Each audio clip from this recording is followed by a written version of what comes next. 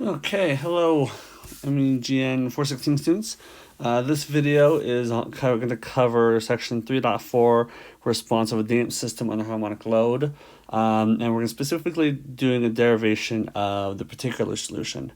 For this course, I don't require you to be able to do the derivation, but I always find it frustrating in the book when they don't do the derivation because it's just like magic; it just appears. And this isn't magic; it's math, and they should be teaching you. We should be making sure you can do the math. The follow-up video, we're going to go through some of the examples, and then in class next Tuesday, we're also going to work through some of the examples and talk about some of the concepts in a little more detail. But I wanted to at least do the derivation so you'd have that. Okay, so in the previous couple of videos, which was section 3.3, that was the response of an undamped system. So if we wrote our equations of motion as mx double dot plus cx dot plus kx equal to f of t, which was a harmonic function, this c was set to c equals 0. So my pen is a little loose. So it was effectively mx double dot plus kx is equal to f naught cosine omega t.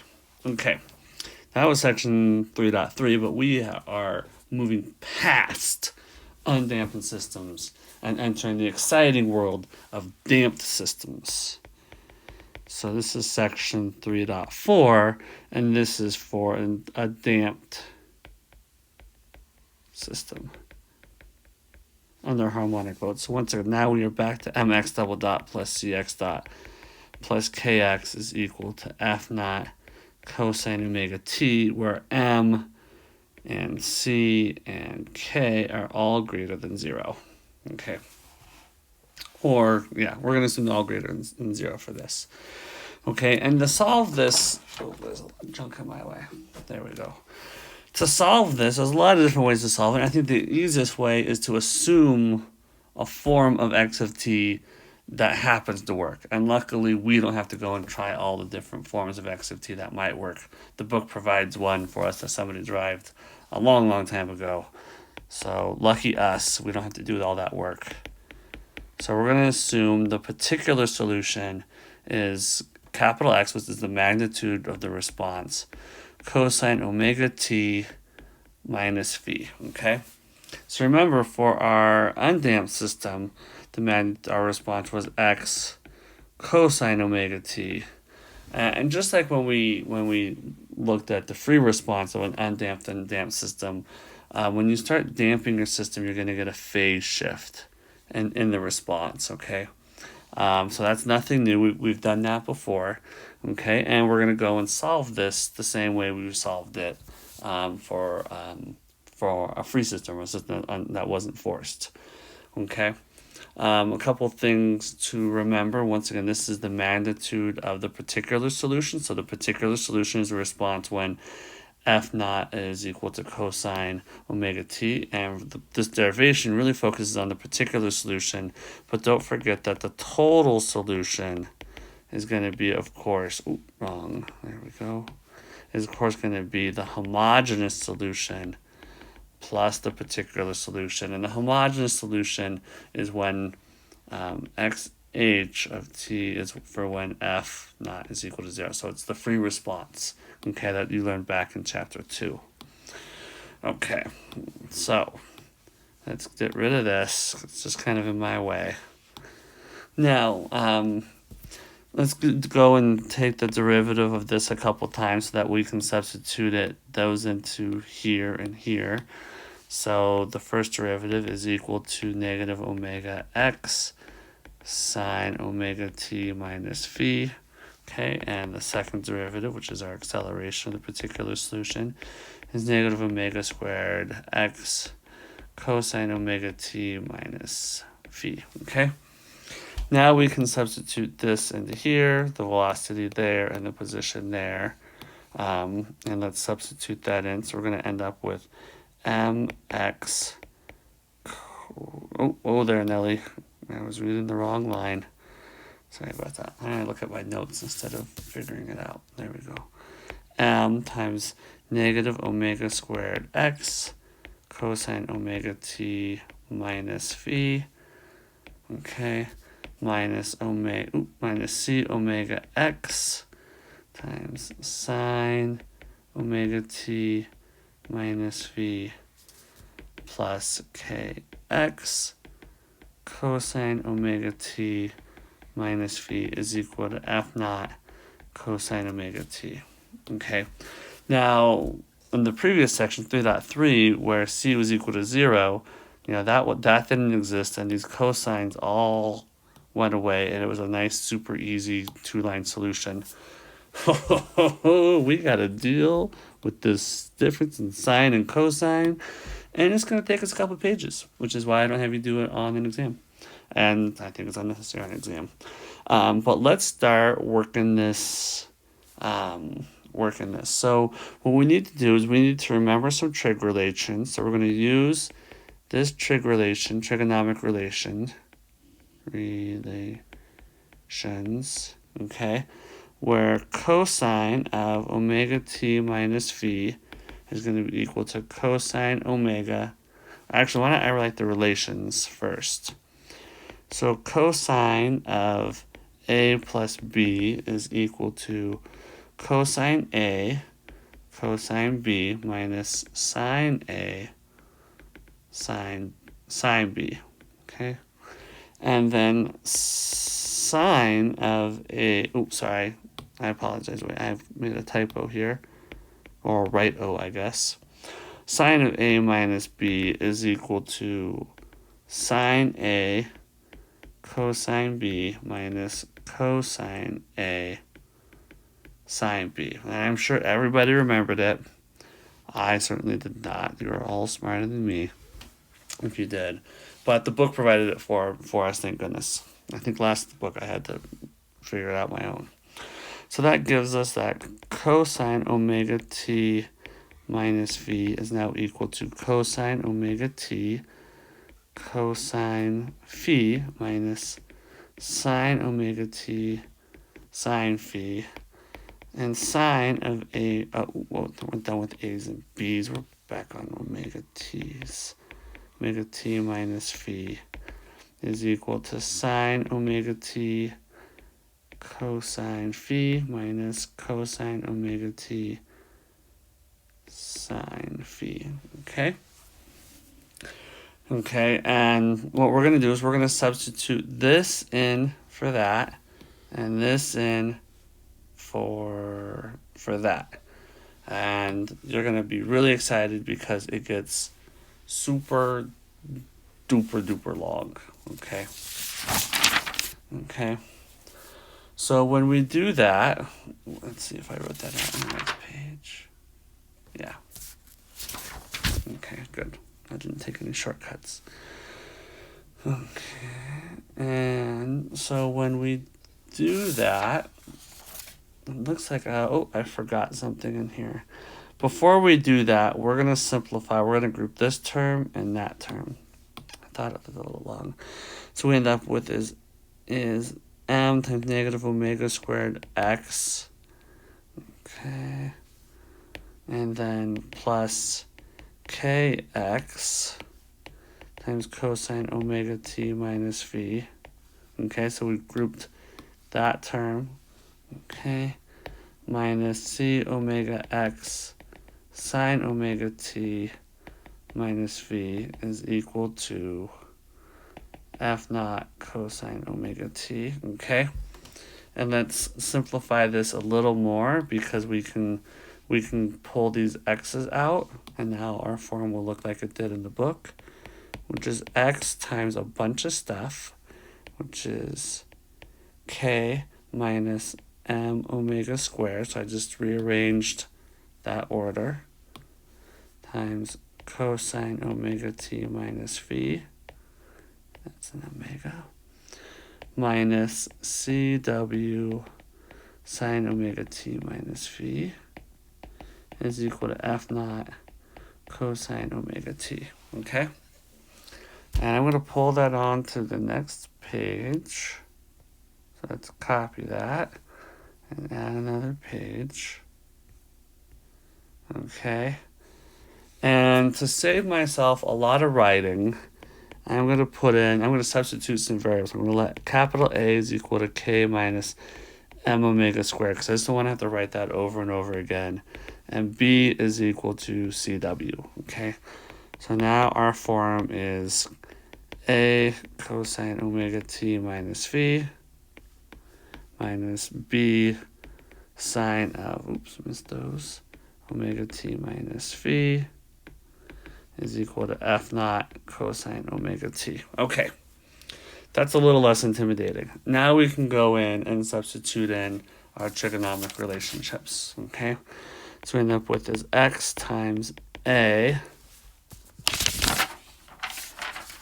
Okay, and then this is cosine omega t cosine phi. Okay, plus sine omega t sine phi. Okay, minus B times sine omega t cosine phi.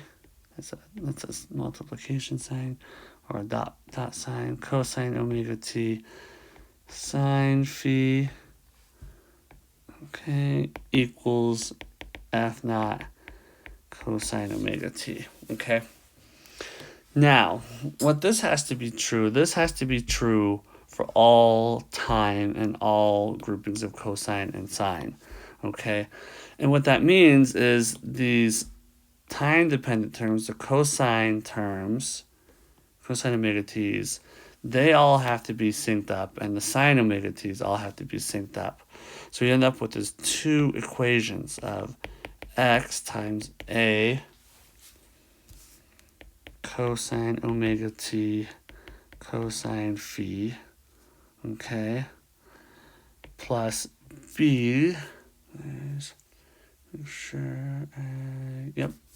plus B of cosine omega t sine phi, so that's this term right here, and there's a double negative, okay, has to be equal to F naught cosine omega t, okay, and then we also have the equation.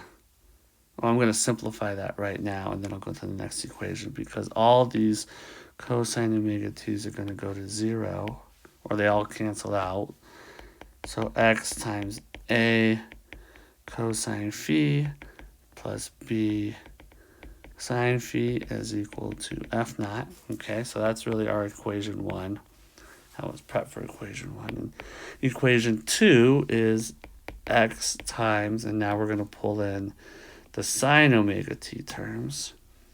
So that's A sine omega t sine phi, okay, minus B sine omega t cosine phi. And because there is nothing on this side of the equation that has to do with sine, okay, that is equal to 0, okay?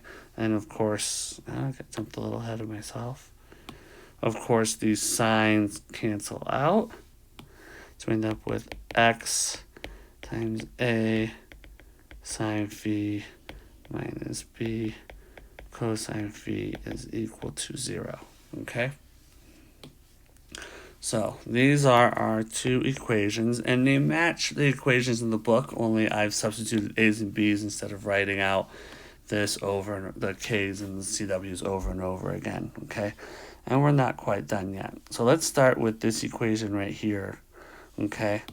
So A sine phi minus B cosine phi, okay, is equal to 0, okay? And now we can go and we can move things around and get A sine phi is equal to B cosine phi, and then move this over there and that over there, and we end up with sine phi over cosine phi, which is equal to tangent phi is equal to B over A, which is equal to CW over K minus M omega squared. okay? So that's the first thing that we get. Now let's focus on this thing right there, okay? And we'll get another version of tan phi later. So in the book, they don't really show you how to go from this from this to the solution for x, and so I'll show you how to do that, so you don't have to spend all your life wondering. Okay, because that would be awful. Okay, so let's pull this over. Let's just pull all this over. And then I'll erase the stuff I don't need. Okay. Erase. That's not the erase button. Okay. So, in order to solve for x and not have any phis involved, what we're going to do is we are going to take each of these and square them. So you'd have 1 squared and 2 squared. And then we're going to add them together. Because if this has to be true, then the square of it has to be true. If this has to be true, then the square of this has to be true. And the square of both of them added together also has to be true. Okay? There's a lot of truth in this world. So let's take 1 squared, and that becomes x squared times a squared cosine squared phi plus 2ab cosine phi sine phi plus b squared times sine squared phi is equal to f naught squared. And then 2 squared is equal to x squared a squared sine squared phi minus 2ab cosine phi sine phi plus b squared sine squared phi. Oh, wait, that's not a sine, that's a cosine. Ooh. Rookie mistake. Cosine squared is equal to 0, okay? And if we add these together, okay, what you're going to see is this will add together, these cancel out, and then these will add together, okay? And and we're going to remember that sine squared plus cosine squared is equal to 1, which, as my trigonomic teacher in high school used to call our best friend, which is why I still remember it to this day. Yeah, she was very, very smart. She was much smarter than me. So what we have is x squared times a squared times cosine squared plus sine squared. Okay, those are those terms, and that goes to 1. And then these cancel out, so plus 0 plus b squared times sine squared phi plus cosine squared phi is equal to f naught squared, and that's going to go to 1. So we end up with x squared times a squared plus b squared is equal to f naught. Okay. And then what we have is, f naught squared. So x is equal to f naught over the square root of a squared plus b squared. So that equals f over, and now we can substitute a and b. So this was k minus m omega squared plus c omega squared. Okay? Okay, so that's pretty good. But if you remember from section 3.3, we introduced this term r is equal to omega over omega n. And it's a really powerful term because it's talking about things that we care about, which is driving frequency in relationship to the natural frequency. Okay? So the next thing we're going to do is we are going to take this and clean it up with a bunch of fun math. Okay, so let's go ahead and I'm going to copy this to the next page. And we are going to clean this up with a bunch of math because that's what we do. That's how we roll. Okay? Let's get to that page for the next math. There we go. We did that. We were happy. Look at that. Almost done. Okay, so what we need is a handful of relationships, okay? So we've got to remember that omega n is equal to the square root of k over m, and omega n squared is equal to k over m, okay? And then we'll use that again. That m over k, of course, is equal to 1 over omega n squared. And we'll use it one more time somewhere else. Okay, we need to remember that zeta is equal to c over 2 square root of k over m, which is equal to c over 2m omega n, okay? And we're going to use that because that c is equal to 2m omega n zeta. That is not a zeta. That's not even a squiggle. That's kind of that's a better squiggle at least, okay? I think I missed page 4 and page 3. I missed some of my work. There we go. Forgot to number one of my pages. Okay, we're also going to remember that the static deflection is equal to F naught over K, which is the deflection the system would experience under a constant load F. Okay?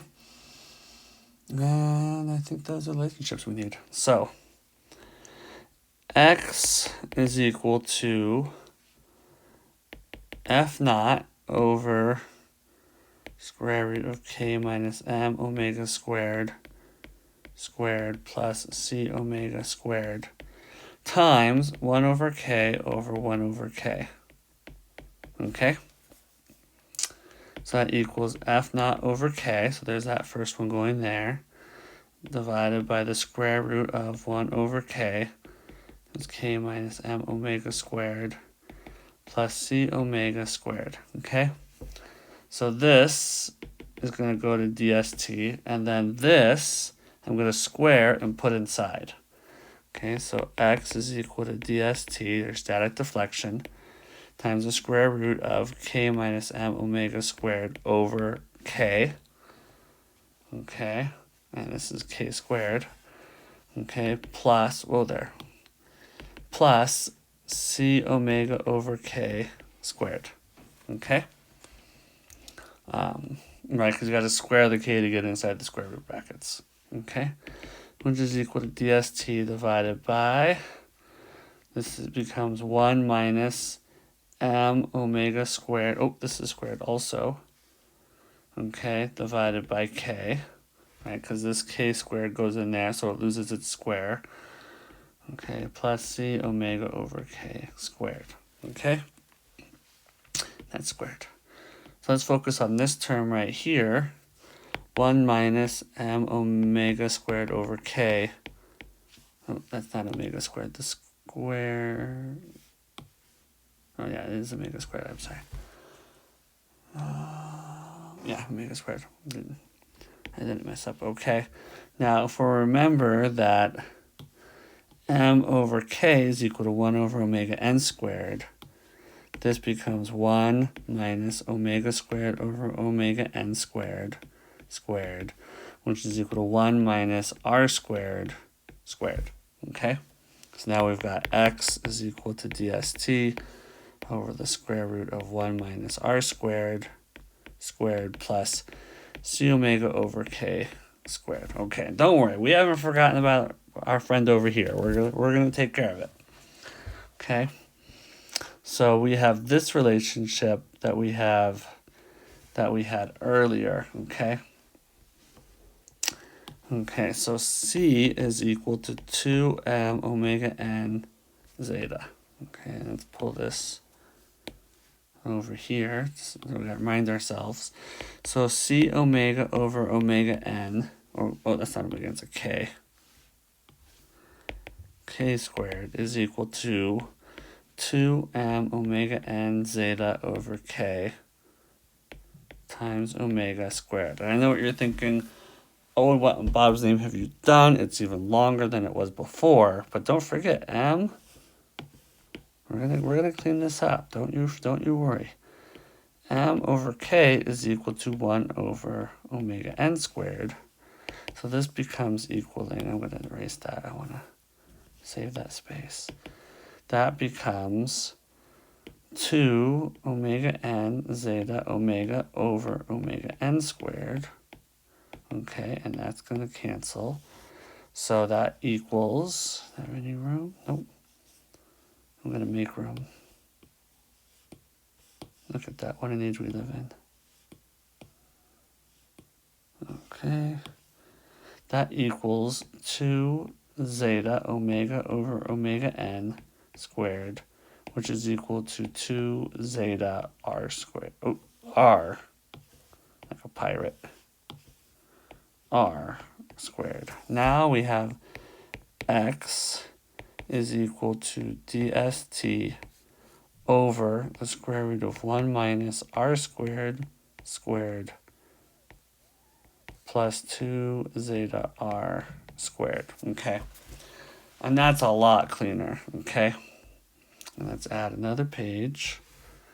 Okay, so once again, x is equal to dst over, let's make that dst over the square root of 1 minus r squared plus 2 zeta r squared. And this is a formula that you're going to become very familiar with. And let's normalize it. So x over dst, which is equal to x k over f naught. You'll see the curves written both ways is equal to 1 over square root of 1 minus r squared plus 2 zeta r squared.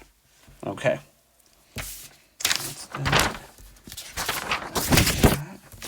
Okay. And then if we did the same treatment for phi, which I'm not going to do by hand, because by then you would fall asleep and never wake up. Phi is equal to tan negative 1 of 2 zeta omega, 2 zeta r. 2 zeta r over 1 minus r squared. Okay, and there's our phi. So those are a lot cleaner. Okay, all those forms worked. All we did was substitution of variables. But let's talk about the implications of those. Okay, so here's a graph of this normalized, this amplitude ratio, which they call the amplitude ratio, magnification factor, amplitude factor. Now they've decided to give it a name m. So m is equal to x over dst, which is equal to your amplitude ratio. Okay. Okay, and then down here we've got the frequency ratio. Okay. And once again, remember at 1, you're driving it at the natural frequency. Okay. So there's a bunch of things I want you to focus on. Is notice that as we decrease zeta, the amplitude decreases. Okay. Or the amplitude increases. So decreasing zeta, so removing the damping, of course, gives you a larger response when you're at the natural frequency. Okay, so increasing the damping ratio, of course, decreases the amplitude of your response. Okay, and you notice that zeta equals 1 is that's going to be your flat. It's one of your flattest curves, but it's not your smallest response as a function of frequency, but it is your fastest damping. Well, I guess there is no complete damping because you're constantly driving the force. The other thing to focus on is here's that peak, and you'll see as you increase zeta, the peak changes. Okay, so this is actually right here, that's omega d. Okay, and you're shifting omega d down. Okay, so your largest response actually occurs, of course, at omega d, not the natural frequency. Okay, but we always do it around the natural frequency because damping is a variable you might change, and you want to see the response of the system as you might change that variable. Okay, and then here's the phase angle. Okay, some interesting things to note is that when zeta when r is equal to 0, of course, the deflection is just static deflection. Okay. When zeta is less than 1, then when you increase your frequency, you'll have an increase in your response until it drops down. But when zeta is greater than 1, as you increase your frequency, you always decay down, okay? So those are some of the things. And we'll talk about this more in detail in class. And then section 3.4.1 is the total response. Okay, which is a super long equation 3.7. I'm not going to derive it. That's one you might want to write or copy into your notes, but I try to avoid, once we get into these things, it's just super long and tedious. So we probably won't deal with the total response that much in this class. You're mainly interested in the particular response, and really we're interested in this magnification factor, which we're looking at as x over dst. And what you'll find is this particular system is equivalent to this, where you have your spring and your damper and your mass, and here's your x of t, and then somehow you have a force of t magically appearing on it, like maybe a speaker or something, like, you know, the induction with the coils. But we have other types of f's of t's that could occur. It could be rotating a balance. You can have a base excitation. And what you'll find is that really only changes the form of dst. Okay? So this x over dst being equal to 1 over the square root of 1 minus r squared plus 2 zeta r squared. This form is going to be constant through the rest of this chapter. And really what's going to change is what dst is, okay? So for this system, mx double dot plus cx dot plus kx equal to f naught cosine omega t, in this case, dst is equal to f naught over k, okay? We're going to go through a bunch of different examples where we start applying specific f's of t's that are kind of real world-ish f of t's, and all that's really going to change fundamentally is this form of dst. Okay, that's all I wanted to go over this lecture. I'll have another one with some examples where we do some numbers. It'll probably just be a really short one because we're going to do this in class on Tuesday. Thank you.